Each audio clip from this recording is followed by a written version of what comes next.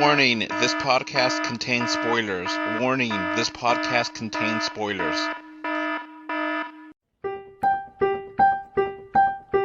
Let's go watch it in 2D. No, let's go watch it in 3D. But if we watch it in 3D, then is it worth the cost? I want you to meet Forky. He's a spork. I am not a toy. I'm trash. What is it with you and trash? It's warm. It's cozy. Like somebody's whispering in your ear. Everything's gonna be okay. Toy Story 4, rated G. See it now. Hello. This is Adolph Vega, and I'm with Krista. Hello. And Jake. Hello. And we are reviewing, with full spoilers, Toy Story 4. So if you haven't seen the movie and you care about spoilers, pause this movie podcast and continue it after you do it. 'Cause there's a lot of spoilers here, more than you would think for an animated movie. Yeah, and we'll be here. Warning, this podcast contains spoilers. Warning, this podcast contains spoilers. Okay, so Toy Story 4 begins without a mini movie before it. What do you guys think of that before we get into the movie? No little, mini short. Yeah. Well, kind of disappointing, but this was also a longer movie, too. I grew up with all the Pixar shorts, and I love them all, but they actually did reference one of the Pixar shorts. One of the early Pixar shorts that inspired Toy Story was called Tin Man, and they had a character in this movie that was the Tin Man, which I thought was cute. Yeah. Mm-hmm. All right, so let's get to the movie. The movie starts off in a rainy scene. Now, we all watched it in 3D, so we'll talk about the 3D element as we go into this movie. But we start off in a rain scene, and this scene takes place somewhere between Toy Story 2 and 3. And the little go-kart, I don't remember the name of the character, is stuck in, about to get released in the gutter. And the toys try to save him from being washed away. And also, that's when the character Bo Peep is given away to a different family. First of all, I think this scene probably is the best 3D scene. The rain just looks incredible. Just me. Oh, yeah, and also, the finish on Bo's face, she's really shiny, as if she's, a glass doll, which I thought is an interesting choice, but I liked it, that the way they did Bo, which wasn't done in previous movies. Mm-hmm. Yeah, the animation in this was gorgeous. I mean, it's now hard to go back and watch Toy Story 1 because we've progressed so much with technique. Mm-hmm. If you even compare how Andy looks like in this movie versus how Andy looks like in the old movie, there's no comparison. Yeah. Mm-hmm. I'm pretty sure, when they did do Toy Story, though, that was, one of their first times ever doing anything with, people to animate, so it was a bit rough. Yeah, but at the time it looked amazing. That just shows you how much it's changed. Yeah. First CG movie of all time. And full length. There was little shorts here and there. But full length movie, that was the first one. So yeah, I would definitely love to buy or rewatch 1, 2, 3 with Toy Story 4 graphics. Totally. Everything copied and pasted the same. 100% the same, except for new graphics. I would 100% want that. Yeah. Well, when they released the in 3D, they did tweak some stuff. So it does look better, just doesn't look fabulous. So if you haven't seen the first, the early Toy Stories in 3D, because they weren't originally released in 3D, I recommend checking them out if you can find the discs. I believe the third one was released in 3D, but the first two were converts. Uh-huh. But the thing is, they didn't cheap out like DreamWorks did when they converted the Shrek movies. So it does look like native 3D because they went down to the art and tweaked it and moved it around, and I mean, they did a very nice job. Mm-hmm. So, what do you think of the rain in this scene? It was nice. It was gorgeous, yeah. Mm-hmm. So, I get like the first little cry here where Bo Peep says goodbye to Woody, and Woody goes back, and it's like she's not coming back with us, and no one knows what happened, but she's gone. Bo Peep, yeah, the Bo Peep thing you mentioned, Krista, is actually true.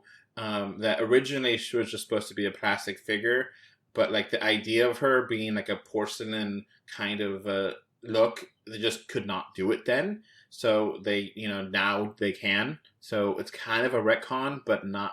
It's kind of what they originally wanted to do, but couldn't back then. Yeah. So, yeah, this opening scene is just like it hits you a ton of bricks. I think it's like, wow, this is one hell of a way to start a story. And this beginning scene it actually does answer a question that was never answered in the previous movies, where Woody talks about Bo Peep is no longer with us, but there's not really an explanation as to why. Yeah, so I really wonder if this was like planned, or this was like, okay, let's just solve this puzzle and have the story, So we then go back to the present, which I don't know when this movie is supposed to take place. I guess it's now. I don't know. And Bonnie is playing with all the toys, and she doesn't want to play with Woody. And Woody stays in the closet and with other unwanted toys. And, Bonnie is going to preschool, and she's terrified, or kindergarten, sorry. And, she's just a little girl and never been to school before. And, Woody sneaks into her bag and is there. And in school, she makes her own character, Forky. What'd you think of this scene, Jake? It was interesting. I just, it's my thought is, okay, it's nice to see that Toy Story respects the do-it-yourself artist now, instead of, I'm talking about Sid. So now they have a respect for kids who like to make their own toys. Well, Sid is pretty demented, so. Yeah, well, what can I say? The older I get, the more I relate to Sid. See, the thing is, Sid is only horrifying if the toys are alive. If the toys aren't alive, which he doesn't know they're alive, he's just messing around. Of course, I should disclaimer, my toy of choice as a kid was a thing maker. So I made my own toys. Nope. I had a whole set of toys just like this. Or not exactly like this, but pre-made figures and dinosaurs and a whole bunch of goodies like this. So this is exactly how I played when I was a little boy. So I totally relate to this movie series. But yeah. Yeah, I made my own toys. And I had molds. I had the bootleg Marks Disney molds, and I had the Superman mold, and I had the Batman mold. So I was always having Batman and Superman fight each other. Of course, a lot of times my Batman would be multicolored, and my Superman would be multicolored and glow in the dark. And I had the creepy crawlers. So I have to say that growing up with Toy Story, kind of gave me a guilt complex in the sense that I didn't want to abandon toys. I slept with stuffed animals much longer than I needed to, not because I wanted to, but because I felt guilty, not having the toys. Toys attention. No, I understand. I've grown a little toy collection of my own because I gave up my toys when I was getting older. And then, in college, I started to get back some just because I wanted to have something to remember my childhood, and that one little figure here turned into another figure there, turned into this, and then now I have a whole selection of toys and such. And, Yeah. you know, I had Godzilla and Ninja Turtles fight each other. Yeah, these days I've swapped out toys for tiki mugs, so when I have the itch for like a Shazam toy, I got the Shazam tiki mug, and I can drink booze out of it. Anyway, get back to the movie. Forky comes back with Bonnie, and Forky is now alive, and Forky is like, I don't know what's going on, but I want to go back to the trash can because that's where I'm happy. Quote unquote alive. He's kind of out of it. He's just like, trash? And he doesn't really understand the whole being alive concept. Yeah. And you know what's disgusting? I was the other day at Target, and they had Forky toys for sale. Do it yourself kit. Oh my god. Yeah, $10. That's ridiculous. Oh, that's insane. And I was like going, should I sit around here and watch and see if anybody picks this up and puts it in their shopping cart? And then I said no, because I couldn't fight the urge to shame them for such a stupid thing.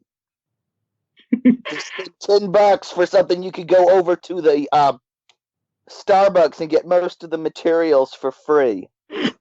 Well, the pipe cleaner, you know, and the little eyes, you can go to the dollar store and those.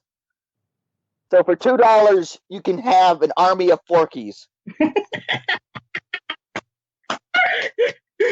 What would an army of Forkies do?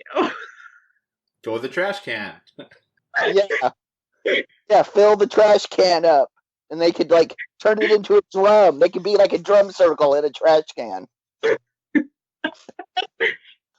So, yeah, getting back to this, one thing about the movie is that I wish that they really got into the consciousness. I understand why they didn't do it. I totally get it. But I would love for them just to really explain the rules of Toy Story, because they haven't done it in the 4 movies. Yeah. And then... not just the consciousness rule, also the thing where, like, they don't move when people are around, but, like, this is, like, not consistently followed. Yeah. So it's a conscious choice. That's one thing, this movie, it's a conscious choice to not move. Mm-hmm. It's not like an unconscious choice. Mm-hmm. So yeah, that's one thing that I'm kind of disappointed in, but I understand why they didn't go there, because that's some deep level philosophy, and they don't have that kind of time to go in there. And you know, other Pixar movies, not Toy Story movies, other Pixar movies would go in there, but I kind of feel like they just don't. They don't want to go there because it could get to weird political and you know, it just gets really deep. So I mean, they are going in terms of, like, they mention it like twice. Once is the fact that, like, Woody is surprised that the fork is alive, and 2, they have, like, the other one at the end who's like, why am I alive? And Forky is like, I don't know. I kind of think they don't even want to try to explain it either, and I think they could ruin it by explaining it. You know. Yeah, we're looking at Wreck-It Ralph.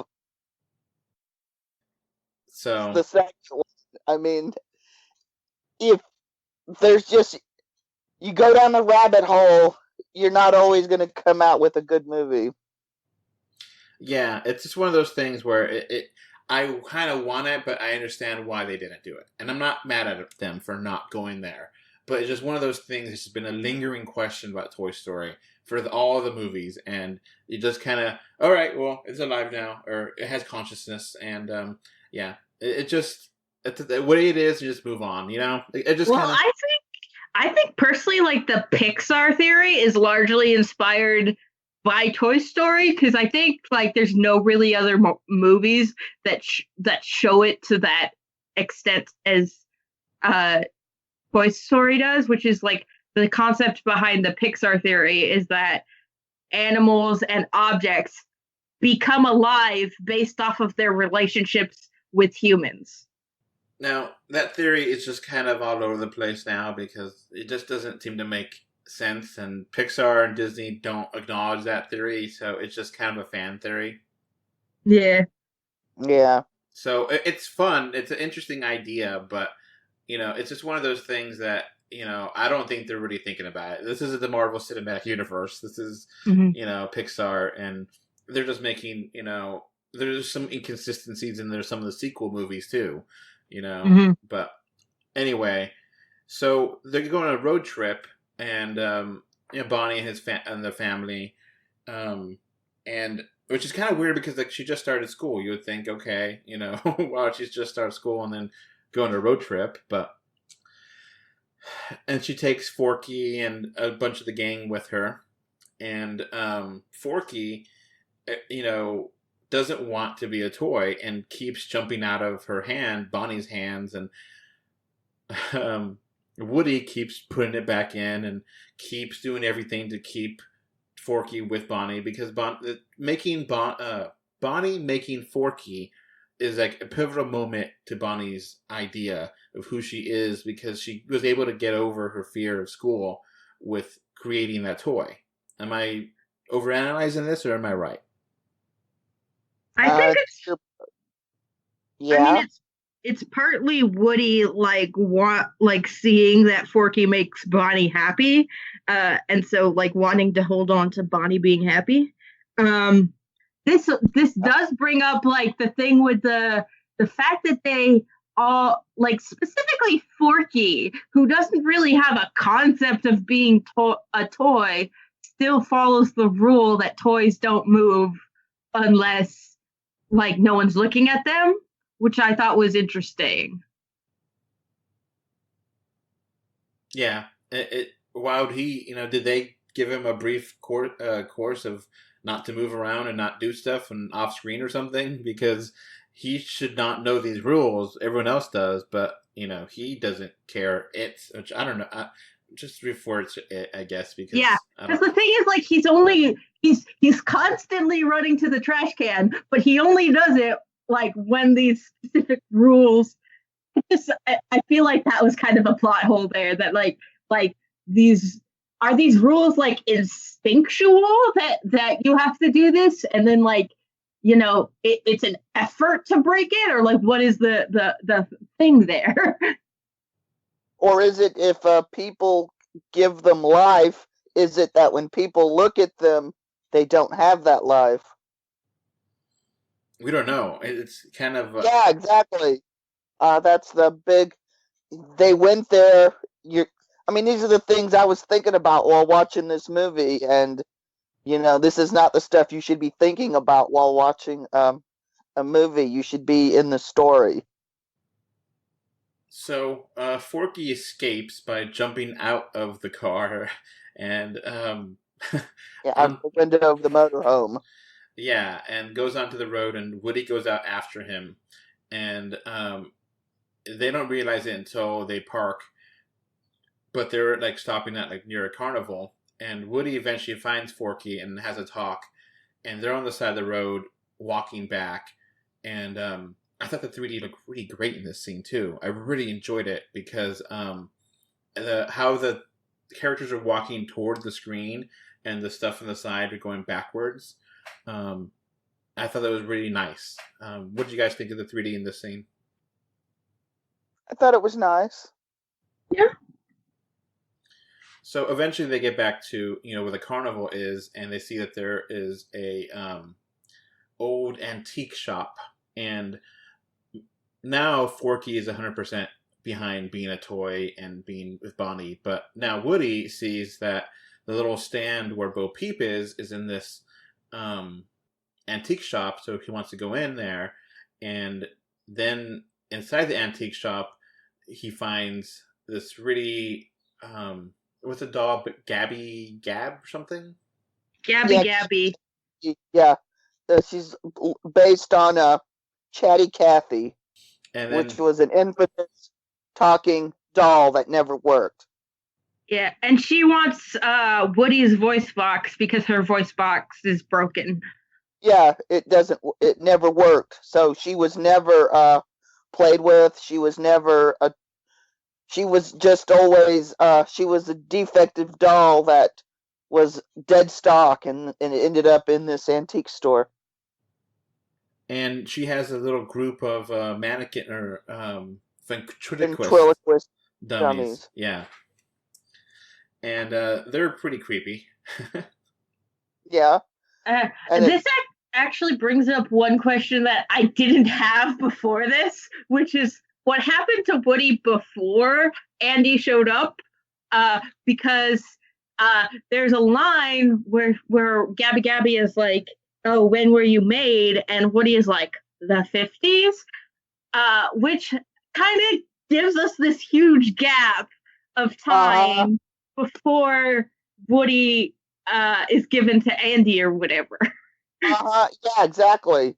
So was he dead stock too? Yeah, I mean the past, because if the 50s were when he was made, and then he came out around that time, and let's just assume that the first Toy Story movie is set when it came out in '96, right? So that would mean Andy is in his 40s now.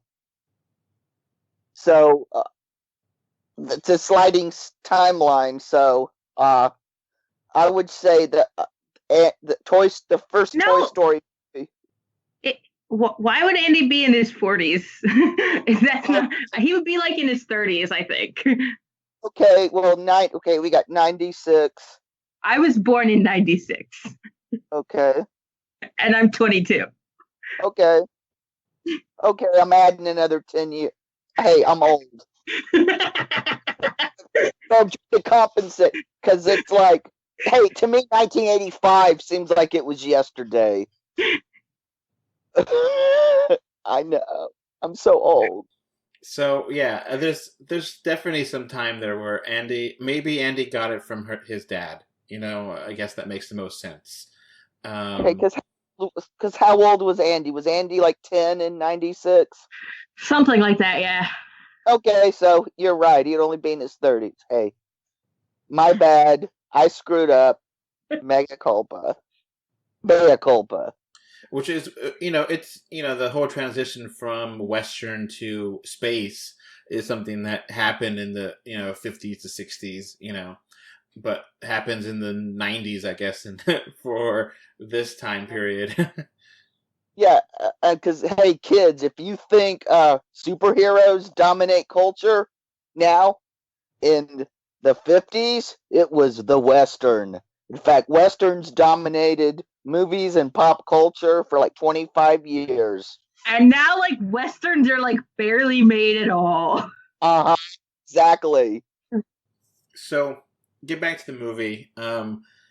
Yeah, she wants the voice box. She's kind of a villain for almost half the movie, Gabby. And the voice box, she wants it because there's this one girl, because I guess like the grandmother, I forget the name of the character, is the owner of the antique shop, and her granddaughter plays in there, all the time, but she never plays with Gabby Gafford, because she doesn't speak. And if she would speak, she would get played with. And that's all she wants. And she's like, oh, that's not terrible. You're not a bad person. You just want to be played with. Mm-hmm. And Woody decides, that the voice box would be better with her than with him. Eventually. Because he doesn't need it. Yeah, eventually. I mean, eventually, later in the movie, he gives it up. Yeah, exactly. But, like, there's not really a villain that is.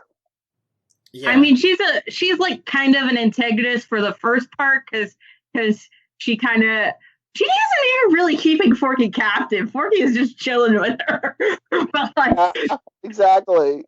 She's the force they're working against because like they're trying to get Forky back or whatever, and like they're trying to avoid the dolls and all that. Mm-hmm. Yeah, this is starting to feel like a Goosebumps movie with all those ventriloquist stuff. The ventriloquists are way creepier than Gabby is. Yeah, exactly. It's kind of funny how just by chance, I don't know if it was really by chance, but the Child's Play came out the same day, and Child's Play has been having a lot of posters mocking Toy Story, and basically Toy Story 4 is destroyed Child's Play in box office, so it's just kind of one of those things where I don't know how that worked out. Yeah, that was a kind of a duh, and I can't believe they're talking about Toy Story 4 being a failure with a $118 opening.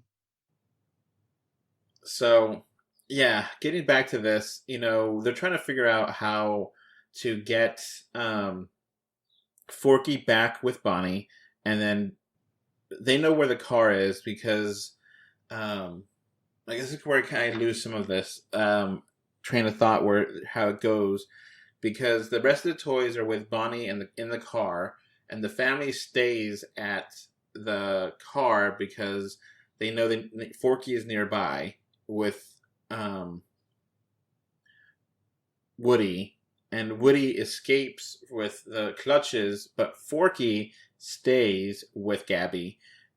Forky is captured, and then eventually Woody, gets played with by a little girl, but finds Bo Peep in a skunk, which is a skunk car, I guess. Yeah. Yeah, it looks like it was. See, when I was a kid, there was a toy that was a perfume sprayer in the shape of a skunk, and it would have perfume in it, and you'd pull the tail back, and it would just let loose perfume. And as far as I can tell, the skunk itself is not alive.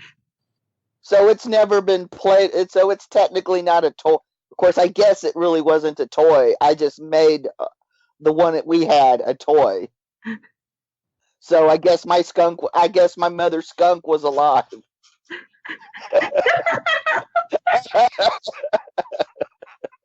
Anyway.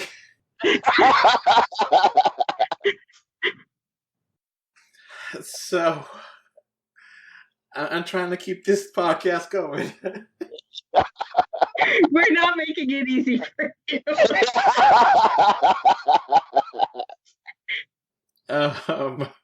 So, Jake, all right, what happens next? A lot of people running around screaming skunk. Woody finds out Bo has been a lost toy and has been, playing on the campgrounds for the last however many years. And Woody convinces Bo to help him get Forky back and to break into the antique shop. So they go over to the antique shop in the skunk. Yeah, and we find out the names of Bo Peep's sheep, Billy, Goat, Gruff. Are the names of her 3 sheep, and that they identify as female.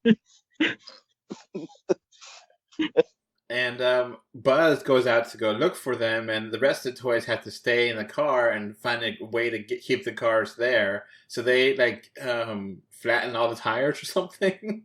Yeah, he's talking about sending the dad to jail. Yeah. They're basically trying to delay the car from moving long enough for Forky and Woody to get back.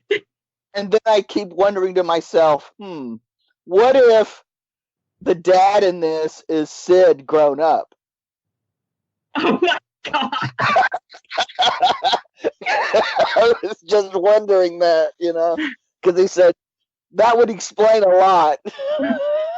So Buzz goes out looking for him, but then he gets trapped by one of the vendors, and then they have games where there's other stuffed animals are there, which is done by Key and Peele, and I really like these stuffed animals. Mm-hmm. I did not. I thought they were completely pointless. And they don't believe in the non-moving rule. Yeah, at one point when they're like, "How do we get this key?" They come up with like 3 different plans that are all attacking the grandma. Which I think is hilarious. I thought they're all funny. Great gags. Yeah. Mm-hmm. I Yeah. thought the first time it was funny. The third time it was getting old. Oh, I liked it because it was they were breaking the big rule. Yeah. Don't move in front of the humans.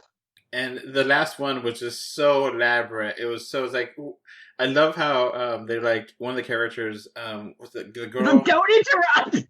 Like, where's this going? She's like taking a bath. She's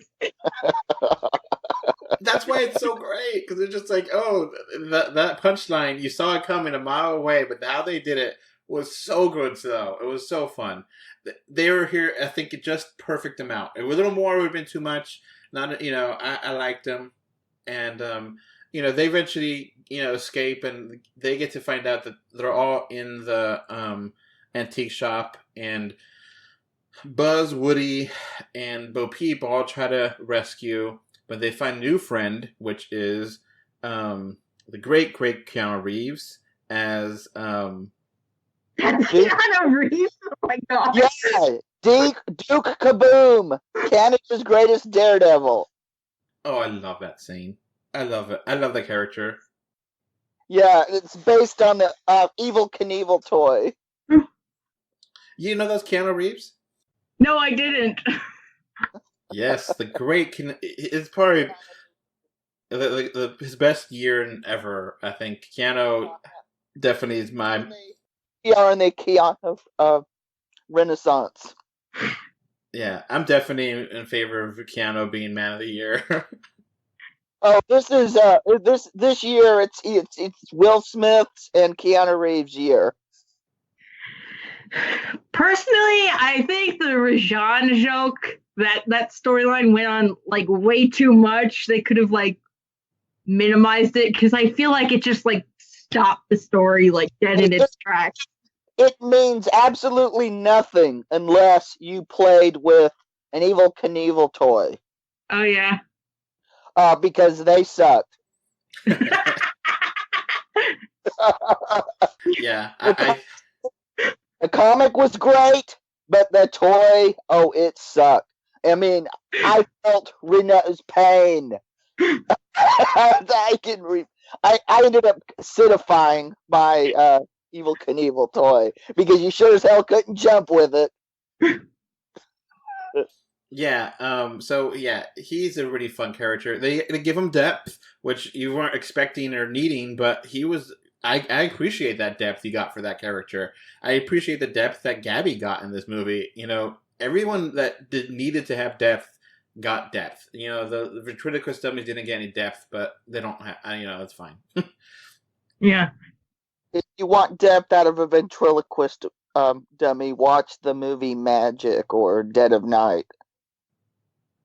So yeah, they have this scheme to jump over the jump over like this like areas this where the Green kept, and with the Knievel, or not with Knievel, but with Kaboom, and because there's a cat and the cat will destroy them, which the cat, the first couple of shots of this cat looked photo real. It was just like, wow. Yeah. So I guess they hate cats in the story universe. Well, I mean, like, even though like the cat was like mentioned as like a huge threat, it never really becomes that much of an issue. Yeah. And it was kind of weird because they kind of show that one of the toys, were destroyed by the cat, but then like the other half of it is in that pinball, and it just is fine. So it's like, I guess they can't be really destroyed. Or either they got really good drugs in that bar in the pinball machine. So poor stuffed creatures taking painkillers. So they get over there, and eventually they get back Forky, but they understand why Gabby or Gabby takes away the voice box, or I think. So what happens is they don't get back Forky. They all escape, but they don't get back Forky. And Woody wants to go back for Forky, and no one else wants to go back for Forky. And they all leave Woody behind. And then Woody goes by himself back to Gabby and gives Gabby the voice box. Yes, you're right. I was kind of confused there. And so they, Gabby, finally has her voice, and then there's a scene with the little girl, and like, is she gonna love him? No. And I was like, such a horrible feeling. I was like, oh my God. Yeah, it's like they set up this. It's the moment where like the bass never drops, kind of a thing. It's like they set up like all these tropes and all these expectations of like this. There's like this swelling romantic music, and then she's like, nah, and throws the doll. Yeah, and I was like, this girl is worse than Sid ever was. Yeah, and you really feel for Gabby. She's put her everything to the plan, and it didn't work out. And yeah, and I'm like going, you're lucky it was Woody. Anybody else would have left you there like you deserve for all the crap you did. But Woody is gonna help you. Woody's wholesome. He's a good guy. Yeah. Mm-hmm. Yeah. Yeah. So the rest of the toys are like the guy, the parent of is like, oh, we fixed the tires, took all night, but now we gotta go. And then the rest of the toys start to drive the car. They just kind of first they try and pretend to be the GPS, and then they start to be like, the GPS is wrong. Let's go somewhere else. And then they're like, no, and they just like pull the brakes, and the guy's like, what the hell is happening? Yeah. Which is hilarious. Yeah, this was starting to remind me of the ABC 30-minute specials they were airing after Toy Story 3. The Halloween. There was one for Halloween. I think one around Christmas. In fact, a lot of this movie had the same basic plot of those shorts. So the plan was to get the car back to the carnival area, and then everyone get back, and during that time they managed to get everyone back, and then they do see a little girl who is crying, and she's lost, and just brilliantly stop the movie and let Gabby get a girl to love her, and they kind of just help the little girl, and that scene was just so heartwarming. It was just like, oh my God. Gabby didn't deserve that, but it's so good that they did it. Gave her a really good exit out, Hmm. And like she finds her parents, and she, it's just a really sweet little scene, and they're all ready to go back in the car, and the cops pull them over, like, I don't know what's going on. And then Woody decides, which I think this is the ending that for most of this movie I was like, I really enjoy this, I love this movie, probably gonna give it an 8, but this ending here just pushed it over the top for me, where Woody decides not to go and to stay with Bo Peep, and they get to go say goodbye to Woody, and you understand why, that his time, honestly, Bonnie's not going to care if Woody's gone. And he gets to live his life. He gets to have the journey with Bo Peep, that he loves her, and he'd rather do that, but he says goodbye to everyone in the most beautiful, wonderful way. And just, I really love Tim Allen in this movie. I mean, he just he was so funny with using his inner voice to try to figure out things, and then it just being funny, and how they said goodbye to infinity and beyond. It's like beautiful, just beautiful. And everyone gets back together in the car. They leave, Bonnie leaves, and that's how the movie ends, with Woody being not part of this toy story anymore, and being with, staying in the carnival with Bo Peep, and everyone understanding it and moving on. And get to say goodbye. And I kind of think that eventually, that we don't know this, but I feel like Toy Story kind of explains what the Toy Story was. It was a story of Woody. All four of these movies are Woody's movie. And that ending is like, okay, that's the ending. That's the ending for Woody's story. If they do a Toy Story 5, they'll have to do a different perspective. It could be Buzz's or whatever, but it's got to be a different. And you always thought before it was Andy's movies, but it wasn't. It was always Toy Story. So it was always the story of Woody, and that's what just hit me out of the park. Because I was crying. I loved it. All right, Jake, what do you think of that ending? It was good. It seemed to have moved you a lot more than me. I mean, I cried a little, but like it also did seem like a kind of cheap replica of the ending of the third movie. Yeah. In that it was trying to invoke the same emotions, in like the emotions of saying goodbye, which is like a very solid thing to invoke. And like I understand why they went with it this way, because like everything was leading up to like Woody feeling out of place, and like him that moment, like you knew he was gonna go with Bo Peep, because like that was what, like it would have felt weird if he didn't go with Bo Peep, honestly. But I feel like this is a story that has like really good bones to it, and like, you know, it didn't ruin the Toy Story franchise like I was afraid it was going to. Like it actually added a lot of good things, but like I don't think it was as good as previous two Toy Story movies, because I think it was like a little bit scatterbrained and it was trying to do almost too much, and it didn't. It was too long. It didn't succeed in a lot of the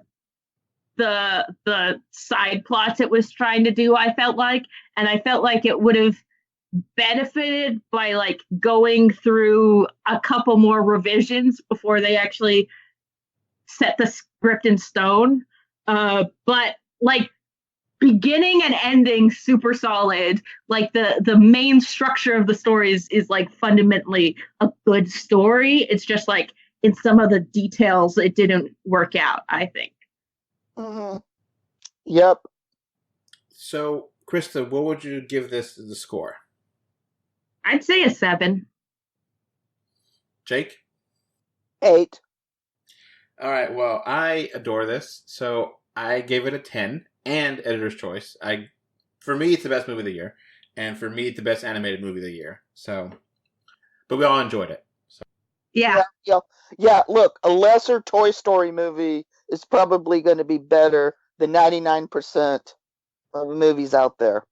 What I would really like, the couple of like changes I would make, like I would have liked Buzz to have been less of like a bumbling idiot and more of like himself, and like to have like the dynamic between Woody and Buzz be more pronounced, simply because like Woody, like Buzz is Woody's best friend. So like he's not just saying goodbye to Bonnie there, he's saying goodbye to Buzz. And so like if they had highlighted his relationship with Buzz a bit more, I feel like that would have been more impactful. Yeah, and I also want to know Buzz, what about Buzz's journey? I mean, he was a toy who thought he was real, and then realized if anybody should be talking to Forky, it's Buzz. I feel like Buzz was kind of like sidelines in this movie and just like made into comic relief, and like not even good comic relief. And I feel like that's like the movie's main weakness is just not utilizing Buzz in any. Yeah, I mean, was Tim Allen only available to record for one day or something? I mean, heck, Keanu Reeves had more to do in this movie than Tim Allen. If you had like Buzz go into the scene where Woody like gives up his voice box, because of the thing you have like set up, like this trope of the inner voice, if you just had Buzz in that scene and had Buzz as a character saying, Woody, don't give it up, when Woody is ready to give it up, that could have like added so much more richness to their relationship. Uh-huh. Exactly. This was a lot of missed opportunities. Now there's some mid-credit scene and a post-credit scene that I actually really like too, where you get to the mid-credit scene. Jake, what happens in the mid-credit scene? Bonnie makes a new friend. And so Forky meets, we don't know her name, but she is made out of a knife. And Knifey. yeah, knifey or Stabby McStabby. and she's like trash, and then we find out, it says, oh, we did this live thing, but we don't understand it or know how it works or anything. They admit it. So that was nice that we do this, but we don't know how it works. And the other credit scene is Woody and Bo and the Key and Peele characters are at the carnival. The carnival, and they're like basically making all the kids win prizes, so they give all the toys away to the kids, and the guy who's working the carnival isn't paying attention, so they give away all the toys without him noticing. Yeah, so he's gonna have to find another job. And there's like this one thing where, you know, he pretends to be fake, or there's like this fake scene where he attacks everyone with laser beams in his eyes, and it was just like so crazy, but so much fun, I think. Yeah. Did you stick around for the end credits? Yep. Yep. Yes, I Canada. Yeah.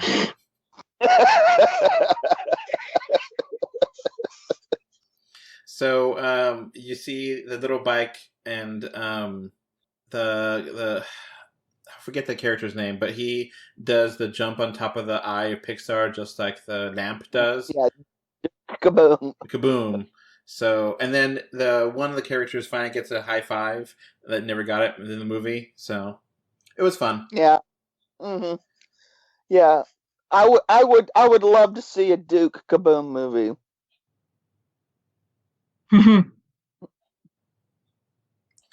All right, is there anything else you want to mention in Toy Story 4? I thought like some of the, just like you have like the scenes with like the chandeliers when they're like on top of the cabinet or whatever, and they're looking out at the chandeliers, and I thought that was gorgeous. And I thought like some of the things with like anything like with like lights was really pretty. Oh, the antique store looked gorgeous. I almost felt like I was being covered in dust bunnies. Yeah, the animation and the whole art style is just gorgeous, and like you said, it's hard to go back to see how things were, because like it's one of those weird things where this is top-notch animation, but it still feels the same. And, you know, it's one of those, I guess, Mandela effect things where if you go back to see Toy Story 1, you'll be like, oh, that's how I remember it, like Toy Story 4. Like, in your mind, everything's perfect like Toy Story 4 visually is, but the reality is it doesn't look that good, but it still keeps that style, still keeps that look, you know? Okay, yeah, that's because at the time it was top-notch, and it's just with time, the progression, the improving of technique, and then you notice it because it's like the being of the frog in boiling water. Yeah. One thing I noticed in this movie, which in another movie I might have liked, but in this movie I actually didn't like that they went this way, is that there's never like a big Woody Bo kiss moment or anything like that, which is really weird considering the fact that in the earlier movies there were Woody and Bo kisses, and that was like actually a thing when Bo wasn't a fleshed out character. She was still like Woody's girlfriend, but then like later on, when Bo is actually a 3-dimensional character, they don't really get that much into it. Yeah. Yeah, I mean, maybe they're doing other things after the fact that they don't need kisses, but we'll see. Oh, there's also there's several international markets still. A kissing scene would make this an adults only movie. Oh yeah, really? Uh-huh. Oh, there's still film markets in the world that there are no kiss scenes allowed, period. In Oh, any wow. movie. Yeah. Wow. I mean, Bollywood India, they just finally, like the last decade, have had on-screen kissing. I did not know that. That's interesting. Yeah. Okay, so I guess that's a wrap. I think I don't have the problems with Buzz like Krista does. I really don't. But I mean, I understand what you're saying. I don't really disagree with it. I just don't. It doesn't bother me as much. We have different opinions. If we all agreed on everything, this would be a boring podcast. So I mean, it's all fine. And, I understand, and I'm not mad. I'm not. I enjoyed this the most, and I was, both. I think. And I understand why you did, because it's actually a good movie. Yeah, exactly. It is a good movie.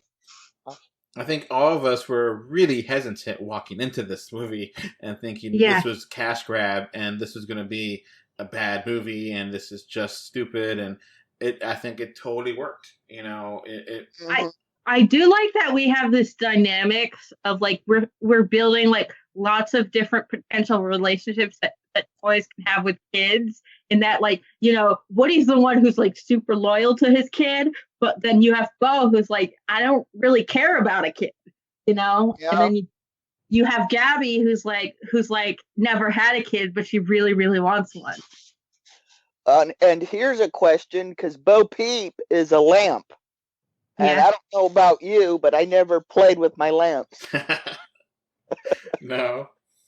Now, I guess in a way, it does question, how do video games change things? Are they alive too? Because I think a new generation of kids are not playing with physical toys anymore. They only play video games. So that's, is Wreck-It Ralph part of the Toy Story continuation, Yeah, exactly. Because that kind of makes sense, because,